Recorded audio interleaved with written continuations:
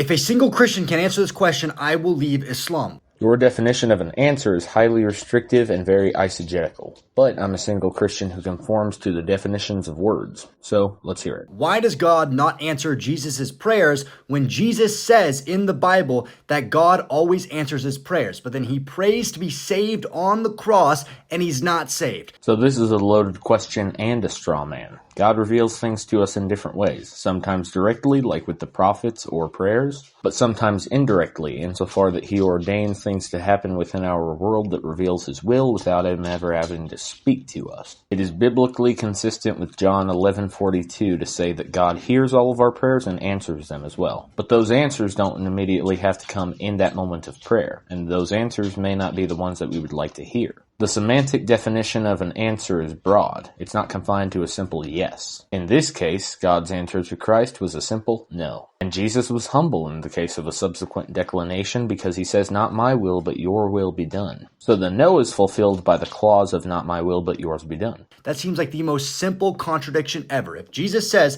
his prayers are always answered, but then God doesn't answer his prayers, so what? Is your God not all-powerful, or was Jesus lying? So was a prophet of God lying?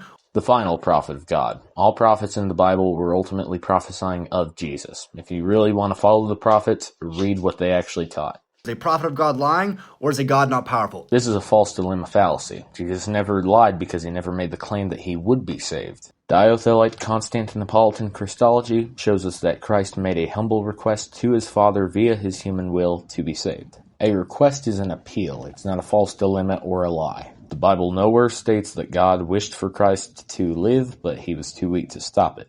You fail to see God's divinely sovereign plan, because although you can access, albeit poorly comprehend, the humanity of the text, you completely lack its divinity. None of those make sense. Do Christians have answers? I don't think you do. Your smugness does nothing but reveal a boastfulness that is only prevalent in someone who does not have love in their heart. Love is not puffed up. Love rejoices in the truth. Love does not seek its own, and love never fails. If you speak in the tongues of men, but you lack love, then you are nothing. And if you refuse to take no for an answer from God, then you limit God to a yes. How entitled must the servant be to demand that his master should only answer his prayers with a submissive yes? The prosperity gospel heresy is a gilded snare, no matter which religion it's in.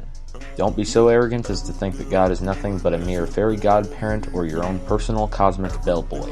Show some basic respect that's accorded to the King of Kings. You can't take him out! He's different! He's not the same! You are you, but he is him!